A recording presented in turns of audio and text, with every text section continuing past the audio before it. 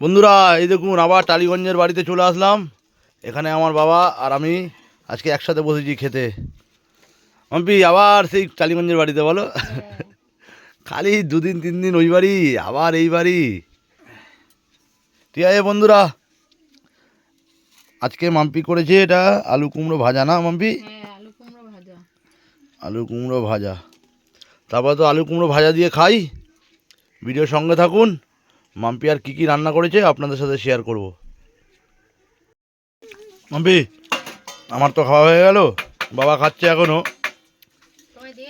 আমাকে দিয়ে দাও, কি করেছো? মাছ ভাপা। নাইস লাগছে গো, মাছ ভাপা করেছো, ঠিক আছে। দাও একটা ভালো দেখে একটা মাছের পিস দাও। বাবা আজকে ভালো মাছ এনেছে, পিস কি দেখো। আলু দিছো কেন মাছ ভাপায়? একটু দিলাম, খেলে খাও। দাস আলু ভালো লাগে নাকি মাছ ভাপায়?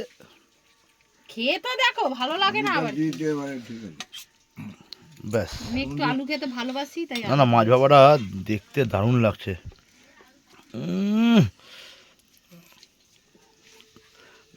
ভালো রান্না শিখে গেছো গো। খেয়ে দেখো কেমন হয়েছে।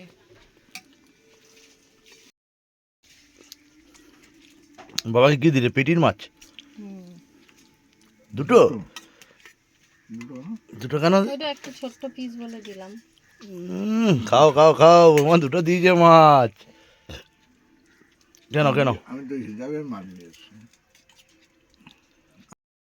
ছেলে মেয়েদের তো ছোট ছোট মাছ খাওয়াইনি না, ছোট মাছ তো একটু ভালো মাছ। মাছের ঝোলটা ভালোই হয়েছে। কেন বাবা? না না, দারুণ হতো। মাম্পি ভালো রান্না করেছো। সবসময় খালি ঝোল খাই, আজকে একটু ভাপা খাই।